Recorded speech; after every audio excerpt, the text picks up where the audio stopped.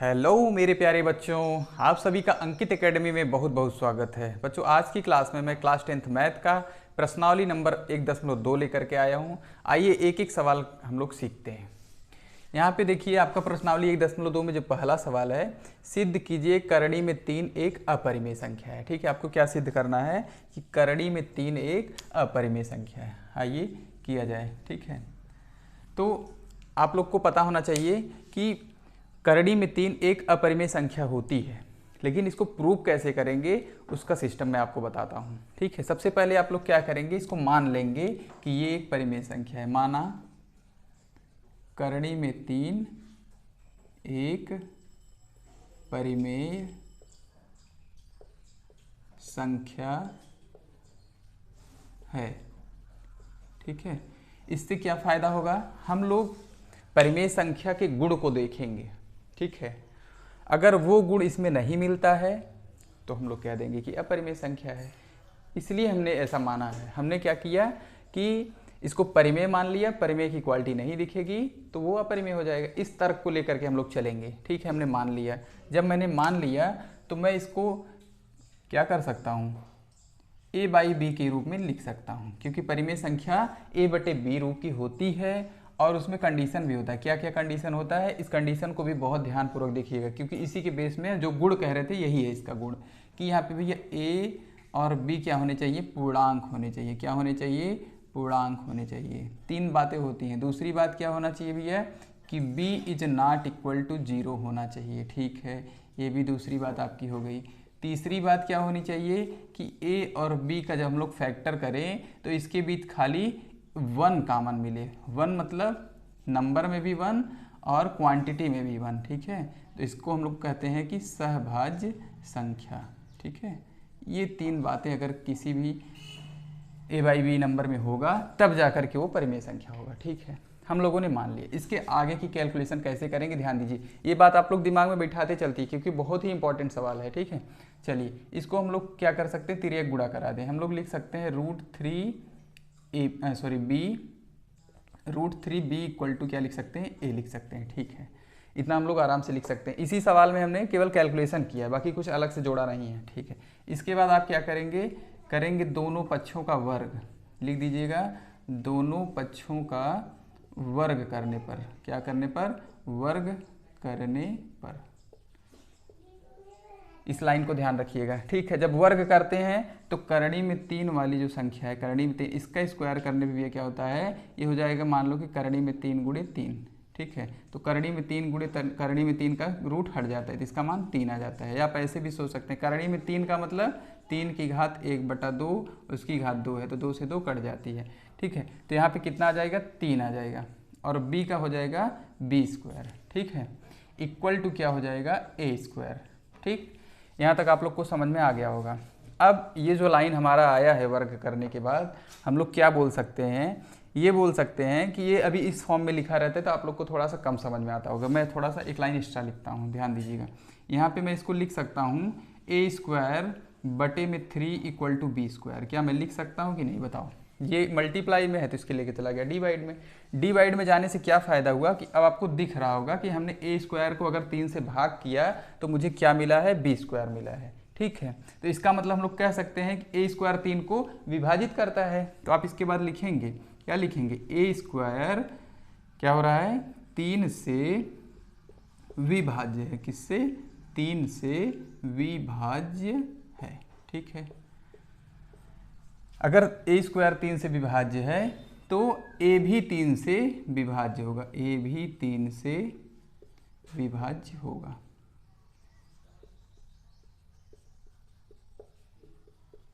ठीक है, ये बात हो गई। अगर हम लोग a को 3 से विभाज्य करें, ध्यान देना, अगर हम लोग a को 3 से विभाज्य करें तो भी कुछ यहाँ पे भागफल आएगा भैया। ठीक है, भागफल आएगा तो मान लो हम लोग मान लें कि c आएगा। ठीक है, तो इस लाइन को हम लोग इसके बाद हम लोग लिख सकते हैं a इक्वल टू 3 से लिख सकते, खाली 3 बटे में था उधर लेके गुणा कर दिए। अब फिर से आप क्या करेंगे, इस वैल्यू को उठा करके a का मान यहाँ से क्या करेंगे, उठा करके यहाँ रख देंगे इस वाले समीकरण में। ठीक है, रखिए a बराबर 3 से अगर हम इसमें रखते हैं तो क्या होगा बताओ, 3b² बराबर क्या हो जाएगा भैया, 3c का होल स्क्वायर हो जाएगा, क्योंकि ए का मान 3 से आ गया तो उसका होल स्क्वायर। अब हम लोग इस कैलकुलेशन को सॉल्व करेंगे तो क्या हो जाएगा बताइए। यहाँ से हो जाएगा 3b² बराबर 9c²। ये 3 से 9 काटेंगे तो यहाँ तो 3 कटेगा, यहाँ आ जाएगा 3 आ जाएगा, मतलब क्या आ जाएगा b² इक्वल टू आ जाएगा भैया 3c²। अब मैं इस लाइन को नीचे नहीं ले जा रहा हूँ, आप लोग समझ जाइएगा कि ये 3 बटे में है इसके, मान लीजिए, तो इसका मतलब b² को 3 विभाज्य कर रहा है। इसका क्या मतलब है, इस लाइन का क्या मतलब है कि b² जो है वो 3 से विभाज्य है। इतनी बात लिख दिए, ठीक है। आप लोग भी सिस्टमेटिक ऐसे ही चलेंगे तो पूरा प्रूफ हो आपका हो जाएगा। अब आप बोल सकते हैं जब b² हो गया तो ये प्रमेय से आप बोल दीजिए कि b भी क्या हो जाएगा, b भी 3 से विभाज्य हो जाएगा,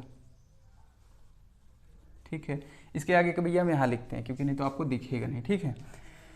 b भी 3 से विभाज्य हो जाएगा। अब ध्यान दीजिएगा, अभी आपने क्या कहा था कि a और b जो है वो सहभाज्य होना चाहिए, मतलब इसका HCF, सहभाज्य का मतलब इन दोनों का जो भी है HCF, मतलब आप जो बोलते हैं महत्तम समापवर्त, एक से अलग नहीं आना चाहिए, खाली 1 आना चाहिए, ठीक है। यहाँ पे आप देख रहे हैं 3 जो है वो a को भी डिवाइड कर रहा है, b को भी डिवाइड कर रहा है, तो मतलब a और b के a व b के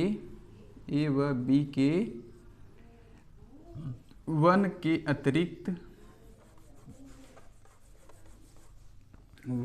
अतिरिक्त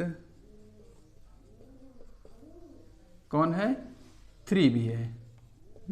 ए और बी के 1 के अतिरिक्त HCF लिख दीजिए ना, या गुणनखंड लिख दीजिए, गुणनखंड क्या है, 3 है, ठीक। इस दशा में भैया क्या होगा आपका, यहाँ पे जब निकल गया आपका तो a/b क्या हो गया आपका, जो कहा गया था कि कोई कॉमन नहीं होना चाहिए तो कॉमन हो गया, तो a/b क्या हो गया आपका, a/b फिर इस हिसाब से विरोधाभास हो गया, परिमेय संख्या बना ही नहीं, तो अतः लिख देंगे आप, अतः विरोधाभास होता है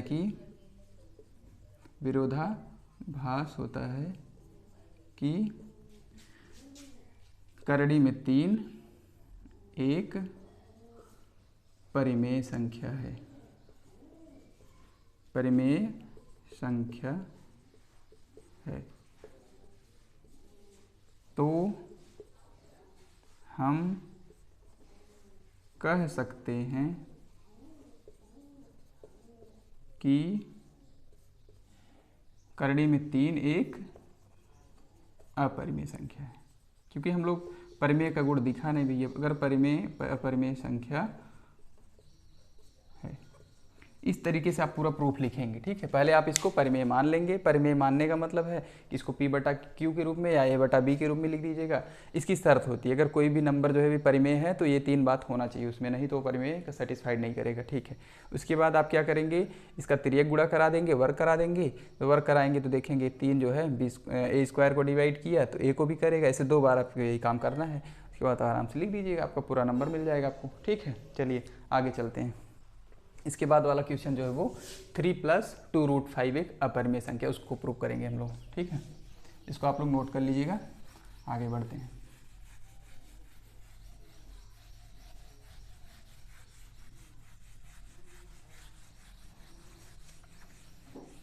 अगला सवाल क्या कह रहा है, सिद्ध कीजिए 3 + 2 करड़ी में 5,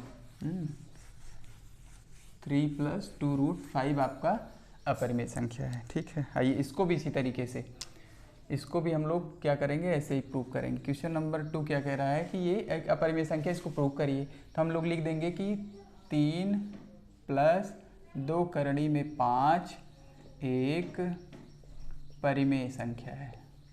क्या है ये, एक परिमेय संख्या है, आप लोग इसको मान लेंगे, ठीक है। यहाँ से लिख दीजिए हल, ठीक।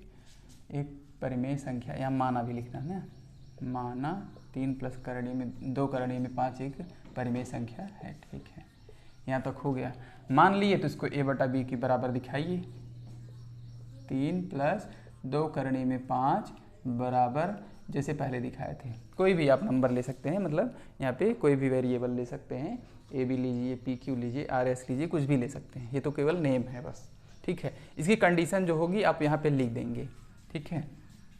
क्या लिख देंगे, वही बात, a b क्या है ये भैया, पूर्णांक हो, ठीक है, कामा, उसके बाद क्या हो, b is not equal to 0 हो, उसके बाद क्या हो, ए और बी क्या हो, सहभाज्य हो, सहअभाज्य, ठीक, इसको बोला जाता है को प्राइम। ठीक है, चलो इसके बाद जब हम लोग सोल्यूशन करेंगे तो इसको क्या करेंगे, हम लोग रूट वाली चीज़ को एक साइड रखने की कोशिश करेंगे। ठीक है, आइए रखा जाए।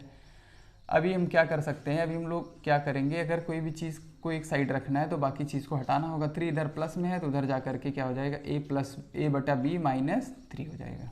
ठीक, इधर से हम लोग क्या कर सकते हैं, 2√5 पहले से है। ठीक है, इधर कैलकुलेट कर लीजिए, ये समझ लीजिए कि आपका जो परिमेय संख्या का घटाना है तो घटा दीजिए, हो जाएगा a माइनस 3 बटे में b हो जाएगा। क्लियर। अब ये 2 इधर मल्टीप्लाई में है तो बटे में चला जाएगा, हो जाएगा करणी में 5 बराबर क्या हो जाएगा, a माइनस 3b बटे में 2b। ठीक, अब यहाँ पे ध्यान दीजिए, ये जो लाइन आया है ये क्या बताने की कोशिश कर रहा है, अब बताइए। आपका a b और 2 ये सब क्या है भैया, ये सब पूर्णांक है, ये सब क्या है, पूर्णांक है। बताइए, लिख दीजिए यहाँ पे एक ना, इसके बाद b और कौन 2, ये सब क्या है, पूर्णांक हैं। तो ये क्या हो गया, ये एक परिमेय संख्या होगा। तो समीकरण का बायां पक्ष, समीकरण का बायां पक्ष क्या है आपका, √5 है। अभी आपने प्रूव किया ये क्या है, अपरिमेय है, यह क्या है, अपरिमेय है। ठीक है, तो जो बायां पक्ष अपरिमेय है तो दायां परिमेय कैसे हो जाएगा, तो दायां भी तो क्या होगा, दायां भी क्या होगा, दायां पक्ष भी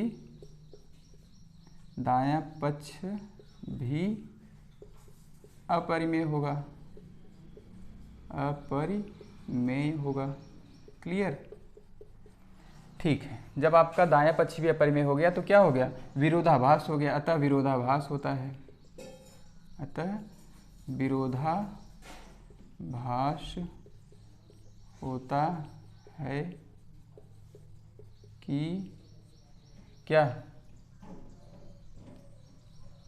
अतः विरोधाभास होता है कि 3 + 2√5 ये क्या है, ये परिमेय संख्या है, यह परिमेय संख्या है।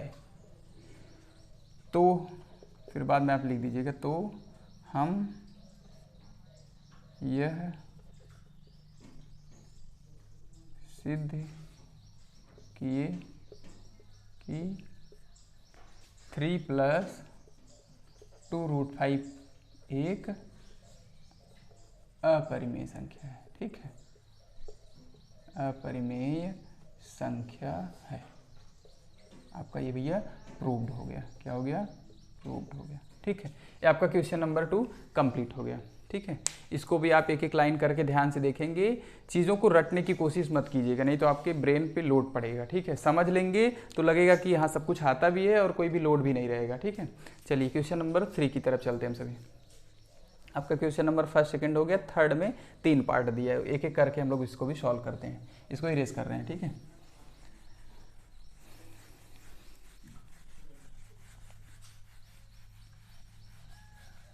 इसके बाद क्या भी है, सिद्ध कीजिए कि निम्नलिखित संख्याएं अपरिमेय हैं। तो पहला उसमें क्या है, 1 बटे में √2, जैसे √5 था उसी टाइप का, ये केवल बटे में हो गया। ठीक है, देखिए ध्यान से क्वेश्चन नंबर 3 देखिएगा। क्वेश्चन नंबर 3 क्या है कि इसको आपको प्रूव करना है, तो आप क्या स्टार्टिंग में इसको उल्टा मानेंगे। ठीक है, ये रिवर्स थ्योरम लेके चलेंगे, क्योंकि आपको परिमेय के बारे में बहुत अच्छे से पता है, इसका प्रूफ करने का तरीका आपको पता है। इसके बारे में 3 बातें मैंने बताया, जो वो बातें पता है, वो बातें अगर नहीं मिली तो हम लोग क्या कह रहे हैं, बार बार वही काम कर रहे हैं कि हम लोग बोल दे रहे हैं परिमेय है। ठीक है, और कुछ भी नहीं है, जरा सा भी देख के डरिएगा मत इसको। चलो, माना 1 बटा करणी में 2 क्या है, एक परिमेय संख्या है, परिमेय संख्या है। ठीक, ये आपका परिमेय संख्या हो गया।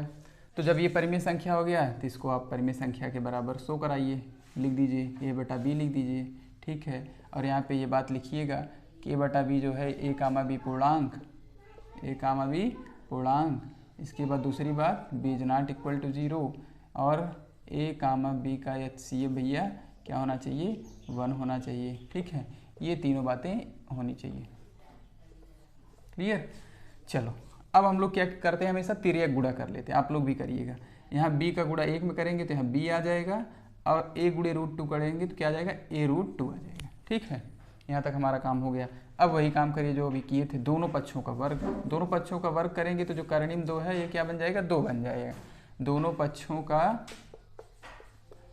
वर्ग करने पर, दोनों पक्षों का वर्ग करिए, यहाँ आ जाएगा b², यहाँ क्या आ जाएगा a² और इंटू 2 आ जाएगा। ठीक है, चलो अब इस लाइन से हम लोग कुछ आइडिया निकाले थे। क्या निकाले थे, ये 2 अगर बटे में मान लो अगर यहाँ है तो ये बटे में ही है। ठीक है, इसका मतलब 2 आपका b² को डिवाइड कर रहा है।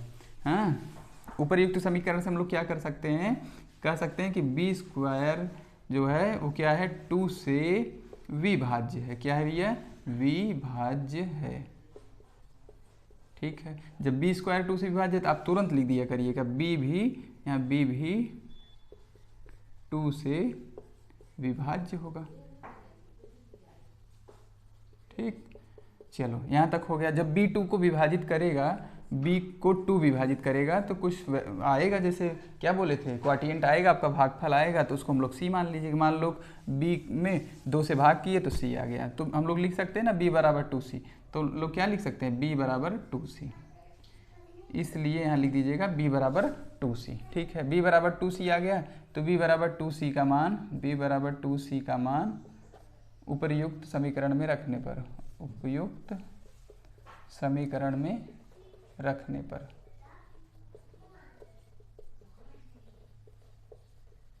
चलो रखा जाए, यहाँ पे रख दीजिए। b का मान 2c है ना, तो b² का मान आ जाएगा भैया 4c² आ जाएगा, और इधर क्या आ जाएगा, 2 इंटू a² आ जाएगा। जैसे पिछले वाले में डिवाइड किए थे हम लोग, ये 2 इसको काटेगा तो यहाँ आ जाएगा 2। ठीक है, अब इससे क्या बन रहा है आइडिया कि ये 2 अगर इधर बटे में चला जाएगा तो क्या लिख देंगे हम लोग कि a² बटे 2 ना। इस लाइन से हम लोग क्या क्लियर हो रहा है कि हम लोग कह सकते हैं यहाँ से कि हमारा जो भैया a² है वो क्या है, 2 से 2 से विभाज्य है, अभी जो हम लोग बात बताए थे। ठीक, इसके आगे का भाई बगल चल रहा हूँ मैं, यहाँ लिखेंगे। ठीक है, यहाँ देखिएगा 2 से विभाज्य हो गया तो a भी हो जाएगा, a भी 2 से विभाज्य हो जाएगा। इस बार पहले b वाला हो गया था क्योंकि उल्टा नंबर दिया था, अगर खाली √2 होता ना तो पहले हम लोग का a का आता। इस बार 1/√2 था तो क्या होगा, पहले b प्रूफ हो गया कि उसका ये गुणनखंड है, इसके गुणनखंड में 2 है और इसमें भी है। ठीक है, a भी 2 से विभाज्य। जब 2 से विभाज्य हो गया तो हमको क्या कह सकते हैं, a और b का जो है सहभाज्य कितना है भैया, a और b का सहभाज्य 1 और 2 दोनों आए, तो विरोधाभास हुआ। क्या हुआ, विरोधा हुआ ना, विरोधाभास हुआ कि a बटे b जो है वही 1/2 में 2 है, तो हम लोग जो इसका गुण है वही इसका भी है। 1/2 जो है भैया वो क्या है कि परिमेय है। फिर इसके बाद लिख देना अतः। जब ये परिमेय का विरोध हो गया तो ये अतः क्या लिख देंगे, 1/2 क्या है, ये अपरिमेय संख्या है, अपरिमेय संख्या है। इस तरीके से आप लोग बढ़िया से प्रूव करेंगे। ठीक है, एक बार देख लीजिए अच्छे से, फिर इसको भी रेज करें तो हम लोग अगले सवाल की तरफ बढ़ते हैं। ठीक है, अगला सवाल क्या है भैया, थर्ड वाले का दूसरा पार्ट क्या है, 7√5, 7 करड़ी में 5 को भी हम सभी को प्रूव करना है। सबका आइडिया लगभग एक जैसा ही है, आप लोग देखेंगे तो एक बार अगर आप लोग पकड़ लिया आइडिया क्या क्या करना है, लिखिए उसको a बटे के रूप में, लिख दीजिएगा क्या कंडीशन होती है इसको भी लिखिए, क्योंकि हम लोग इसी तर्क के आधार पर इसको सिद्ध कर रहे हैं। हमको परिमेय का तर्क माने जो, अगर वो दिखता तो परिमेय होता, नहीं है तो परिमेय है। ठीक है, यही कंडीशन लेके चल रहे हैं हर एक सवाल में हम लोग। ठीक है, चलो इसको भी मिटा रहे हैं, इसके बाद हम लोग नेक्स्ट ट्राई करते हैं।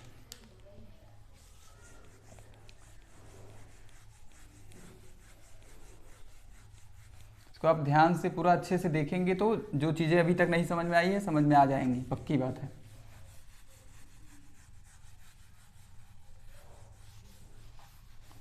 और आप सवाल खुद से ट्राई करा करिए, एक बार पढ़िए, उसके बाद एक पेज पे अपना बिना देखे ताके प्रूव करने की कोशिश करिए, ठीक है।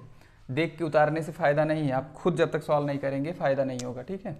चलिए तीसरे का भैया कौन सा पार्ट है, दूसरा वाला, और प्रूव किया जाए। ये है 7√5, तो हम लोग लिखेंगे वही बात सेम, माना 7√5 एक अपरिमेय संख्या है, अपरिमेय संख्या है, ठीक है। ये बात हो गई। फटाफट से आप तुरंत सिस्टमेटिक काम करते चलिए, इसको तुरंत a/b के बराबर लिखिए, यहाँ पे कंडीशन लिख दीजिए।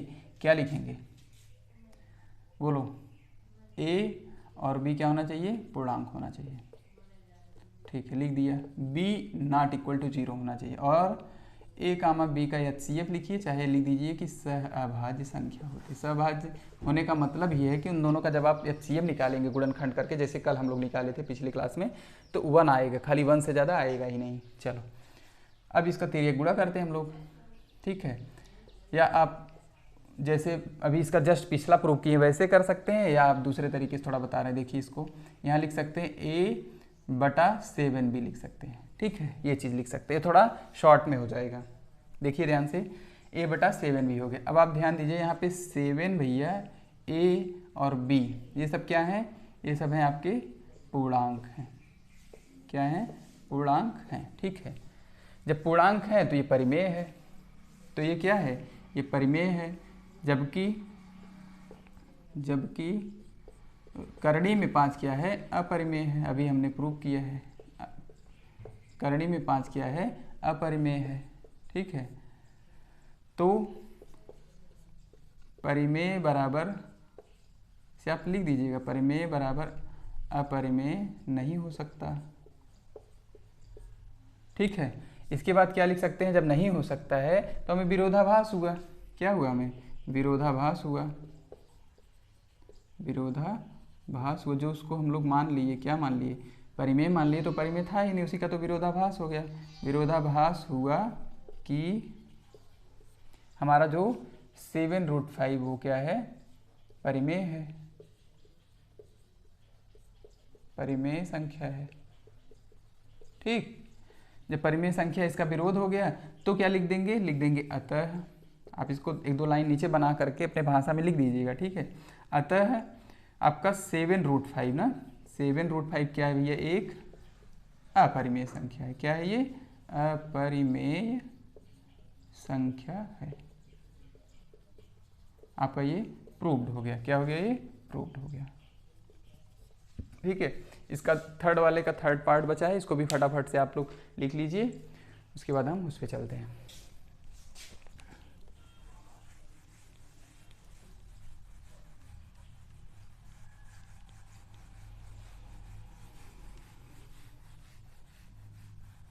चलो थर्ड का पार्ट, थर्ड का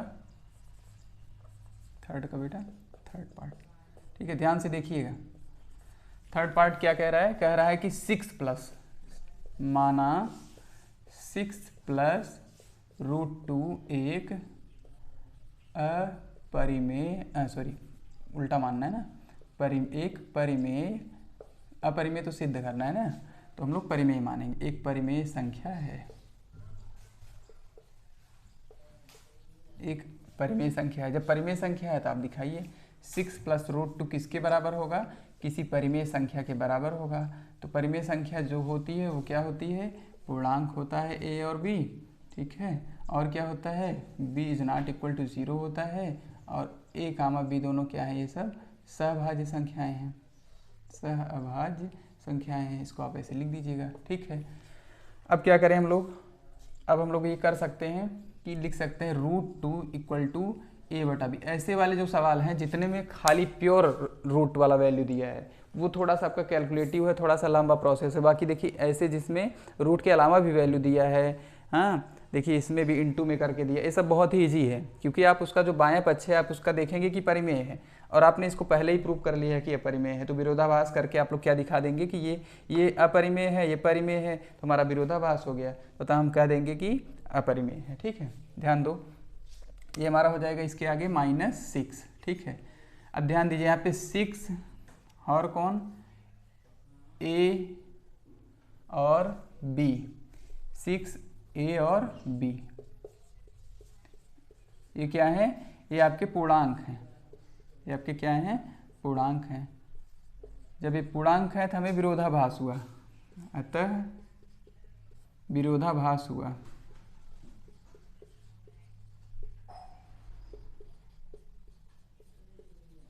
क्यों विरोधाभास हुआ भैया, कि परिमेय के बराबर कभी अपरिमेय नहीं होगा।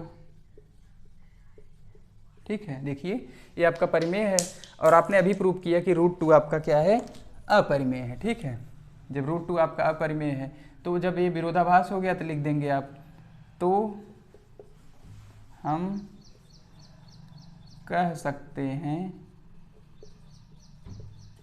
कि अपना जो वैल्यू है क्या, 6 + √2, 6 + √2 क्या है, एक अपरिमेय संख्या है, अपरिमेय संख्या है।